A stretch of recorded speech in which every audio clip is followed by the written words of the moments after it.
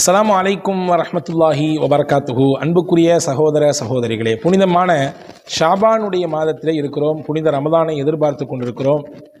அதிலும் குறிப்பாக ஷாபானுடைய மாதத்தின் சிறப்பிற்குரிய நாளாக இருக்கக்கூடிய 15வது நாள் லைலத்துல் நிஸ்ஃபி ஷாபான் என்ற பெயரிலும், லைலத்துல் பராத்தினுடைய இரவு என்ற பெயரிலும் அந்த இரவு, அந்த நாள் அறியப்படுகிறது. இது குறித்து உண்டான முக்கியமான ஒரு 3 ஹதீஸ்களை மட்டும், அதனுடைய விளக்கங்களையும் அதனுடைய முக்கியத்துவத்தை நமக்கு உணர்த்தக்கூடிய விஷயத்தையும் நாம் இந்த காணொளியிலே பார்க்க போகிறோம். முழுமையாக கடைசி வரை கேளுங்கள். நிச்சயமாக இதிலே சிறந்த பலன் உங்களுக்கு கிடைக்கும் என்று நான் நம்புகிறேன். அன்புக்குரிய சகோதர சகோதரிகளே, பொதுவாகவே ஷாபானுடைய மாதத்தில் நபிகள் பெருமானார் ஸல்லல்லாஹு அலைஹி வஸல்லம் அன்னவர்கள் அதிகப்படியான நோன்பு வைத்திருக்கிறார்கள். ஹஜ்ரத் அன்னை ஆயிஷா ரலியல்லாஹு தஆலா அன்ஹா அவங்க சொல்லுவாங்க, ரசூலுல்லாஹி ஸல்லல்லாஹு அலைஹி வஸல்லம் ரமலானுக்கு அடுத்து அதிகமான நாட்கள் நோன்பு வைத்தது என்று பார்த்தால் அது ஷாபானுடைய மாதத்தில் தான். நாங்களே நபியிடத்தில் கேட்டோம், நபியே ஏன் ஷாபானுடைய மாதத்தில் அதிகமாக நோன்பு வைக்கிறீங்க அப்படின்னு கேட்கும்பொழுது நபி சொன்னாங்க, இந்த மாதிரி மக்கள் எல்லாம் அதிகமாக கவனக்குறைவோடு இருக்கக்கூடிய ஒரு மாதமாக இது இருக்குது. அது மட்டுமல்ல, இந்த மாசத்துல தான் மனிதர்களாகிய நாம் செய்யக்கூடிய நன்மைகளை எல்லாம், அமால்களை எல்லாம் அல்லாஹ்விடத்திலே எடுத்து காட்டப்படுது. அந்த நேரத்திலே என்னுடைய அமால்களை அல்லாஹ் பார்க்கும்போது நான் நோன்பு வச்சிருக்கக்கூடிய நிலையில என்னுடைய அமல்களை எல்லாம் அல்லாஹ் பார்க்கணும்னு ஆசைப்படுறேன். அதனால தான் நான் அதிகமாக நோன்பு வைக்கிறேன் அப்படின்னு பெருமானார் ஸல்லல்லாஹு அலைஹி வஸல்லம் அவர்கள் சொன்னதாக நாம் ஹதீஸிலே பார்க்கிறோம். ஆக ஷாபான் மாதம் என்றாலே அதிகமான நோன்பிற்கும், அதிகமான வணக்க வழிபாட்டுக்கும், இரவு தொழுகைகளுக்கும், அதிகமான இபாதத்தில் ஈடுபடுவதற்குரிய மாதமாக இது இருக்கிறது என்பதை காமனாக நாம் புரிந்து கொள்கிறோம். இதில் குறிப்பாக ஷாபான் மாதத்தினுடைய 15வது இரவு, அது முக்கியத்துவம் வாய்ந்த இரவு. நிறைய பேர் சொல்கிறாங்க அதுக்கெல்லாம் எந்த முக்கியத்துவம் கிடையாது, எல்லாம் 10ஓடு 11, அத்தோடு இது ஒன்று, அதை மாதிரி கடந்து போய்கிட்டே இருக்க வேண்டியதுதான், இதுக்குன்னு பிரத்யேகமான எந்த பெரிய விஷயமும் முக்கியத்துவம் கிடையாது என்று சொல்வதை பார்க்கிறோம். ஹதீதுகளிலே நிறைய ஹதீதுகள் இது பற்றி விரிவாகவே பேசுகிறது. நான் 3 ஹதீஸை மட்டும்தான் உங்களுக்கு சொல்லித்தர போகிறேன். முதல் ஹதீஸ் என்ன என்றால், இப்னு மாஜாவிலே பதிவாக இருக்கிறது. சையதுனா அலி ரலியல்லாஹு அன்ஹு அவர்கள் இந்த ஹதீஸ் அறிவிப்பு செய்கிறாங்க. ஸல்லல்லாஹு அலைஹி வஸல்லம் அவர்கள் சொல்வார்களாம், இதா கானத் லைலத்துன் நிஸ்ஃபி மின் ஷாபான் ஃபகூமு லைலஹா வஸூமு நஹாரஹா.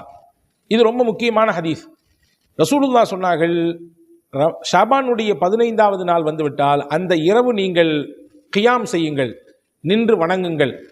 அந்த இரவை வணக்க வழிபாடுகளை கொண்டு நீங்கள் ஹயாத்தாக்குங்க. மறுநாள் பகல் இருக்கும் அல்லவா, அந்த பகலிலே நோன்பு வையுங்கள்.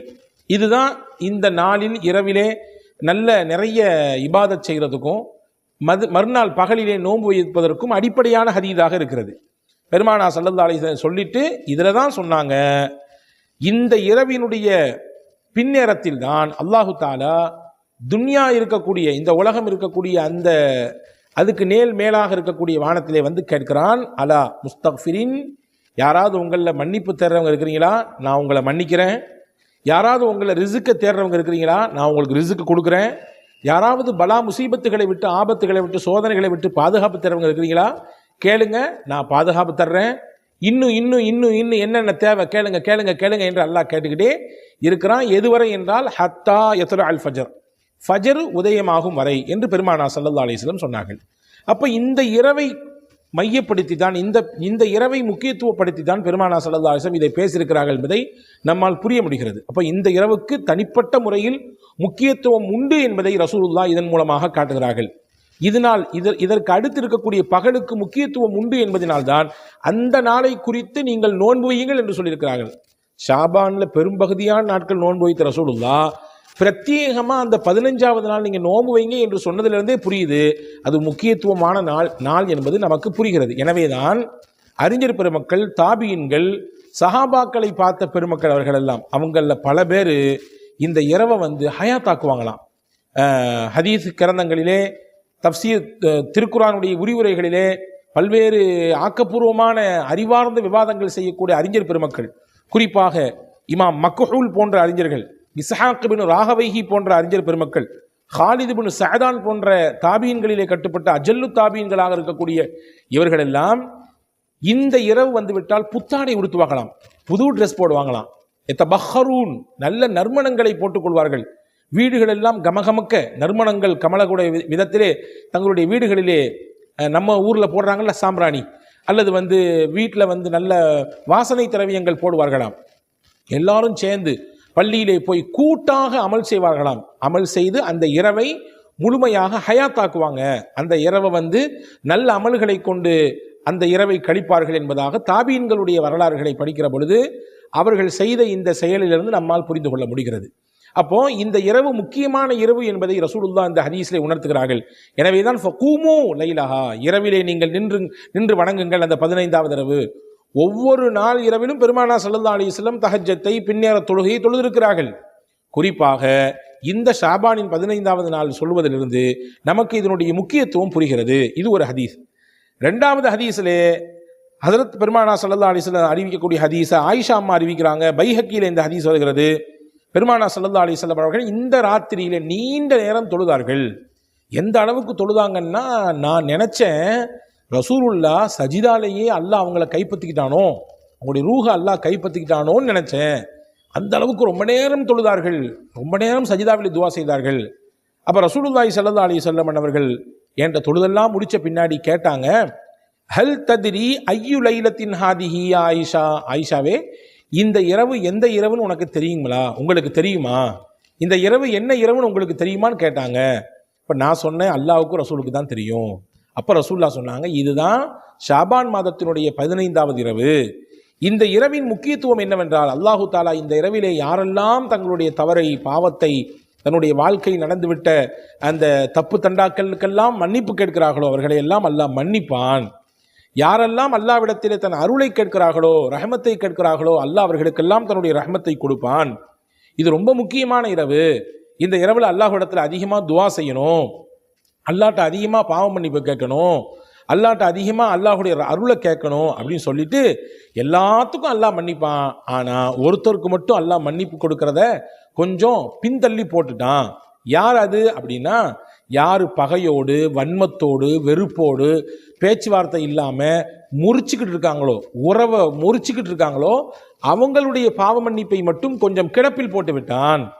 எனவே மற்ற எல்லாத்துக்கும் அல்லாஹ் மன்னிப்பு கொடுப்பான் என்று ஸல்லல்லாஹு அலைஹி வஸல்லம் அவர்கள் ஹஜ்ரத் சையதத்துனா ஆயிஷா ரலியல்லாஹு இடத்திலே சொன்ன ஹதீஸை பைஹக்கி என்ற நூலிலே பதிவாக இருப்பதை நாம் பார்க்கிறோம். இந்த ஹதீஸும் நமக்கு இந்த நாளினுடைய இந்த இரவினுடைய முக்கியத்துவத்தை உணர்த்துது. இந்த இரவில் கேட்கக்கூடிய பாவ மன்னிப்பினுடைய அந்த வெயிட்டை நமக்கு சொல்லித்தருது. இந்த இரவில் கேட்கக்கூடிய ரஹ்மத்தை, இந்த இரவினுடைய முக்கியமான அந்த துவா அங்கீகரிக்கப்படுவதற்கான இரவு என்பதை இந்த ஹதீஸ் நமக்கு உணர்த்தி தருது. இது 2வது ஹதீஸ். 3வது ஒரு ஹதீஸ் நான் உங்களுக்கு சொல்கிறேன். அன்பு சகோதரர்களே, அருமை பெரியவர்களே, இப்னு மாஜாவில் இந்த ஹதீஸ் பதிவாக இருக்கிறது. பெருமானார் ஸல்லல்லாஹு அலைஹி வஸல்லம் அவர்கள் சொன்னார்கள், இந்த ஹதீஸை அறிவிப்பு செய்யக்கூடியவர்கள் ஹஸரத் சையதத்துனா ஆயிஷா ரலியல்லாஹு தஆலா அன்ஹா தான். ஆயிஷா ரலியல்லாஹு தஆலா அன்ஹா அவர்களுடைய வீட்டிலே இருந்த பெருமானார் ஸல்லல்லாஹு அலைஹி வஸல்லம் அந்த இரவு திடீரென்று வீட்டிலே இல்லை, ஆள் இல்லை. ஆயிஷா அம்மா தேடுறாங்க, ரசூலுல்லாஹ்வை காணோமே, எங்கே போயிட்டாங்களோ தெரியலையே அப்படின்னு தேடி போகும்போது பார்த்தா பக்கியுல் கர்கத் என்று சொல்வார்கள், மதீனாவில் இருக்கக்கூடிய மையவாடி, பொது மையவாடி. அந்த மையவாடியின் மையப்பகுதியிலே பெருமானார் ஸல்லல்லாஹு அலைஹி வஸல்லம் நீண்ட நேரம் நின்று அங்கே அடக்கம் செய்யப்பட்டிருக்கக்கூடிய கபராளிகளுக்கெல்லாம், அங்கே அடக்கம் செய்யப்பட்டிருக்கக்கூடிய மரணித்தவர்களுக்கெல்லாம் துவா செய்து கொண்டிருக்கிறார்கள். ஒன்றை புரிஞ்சுக்கணும், இந்த வீடியோவின் வழியாக நாம் நம்மை விட்டு பிரிந்துவிட்ட நம் முன்னோர்களுக்காக வேண்டி கேட்கக்கூடிய துவாவையும் அல்லாஹ் ஏற்றுக்கொள்வான். அதை நம்ம உள்வாங்கிக்கணும். ஒரு காலமும் நம்மை விட்டு மறைந்துவிட்ட முன்னோர்களை நம்முடைய துவாவிலிருந்து ஒதுக்கி வைத்து விடக்கூடாது. நிச்சயம் அவர்களுக்கு துவா செய்ய வேண்டும். குறிப்பாக நம்மை விட்டு பிரிந்துவிட்ட பெற்றோர்கள், அவர்களை நம்முடைய துவாக்களில் எப்பொழுதுமே சேர்த்து கொண்டே இருக்க வேண்டும். எந்த அளவுக்கு ஹதீதுகளிலே வந்திருக்கிறது என்றால், எவர் தன் பெற்றோருக்கு துவா செய்வதை நிப்பாட்டி விட்டாரோ அவருக்கு அல்லாஹ் ரிஸ்கை தருவதை நிப்பாட்டி விடுவான், தடை பண்ணிடுவான் அப்படின்னு வந்திருக்கு ஹதீஸில். எனவே நாம் முன்னோர்களுக்கு நாம் துவா செய்து கொண்டே இருக்க வேண்டும். அதிலும் குறிப்பாக இந்த லைலத்து நிஸ்ஃபி ஷாபானுடைய இந்த 15வது இரவிலே பிரத்யேகமாக பொது மையவாடிக்கு சென்று பெருமானார் ஸல்லல்லாஹு அலைஹி வஸல்லம் அங்கே அடக்கம் செய்யப்பட்டிருக்கக்கூடிய முன்னோர்களை எல்லாம் ஜியாரத் செய்தார்கள்.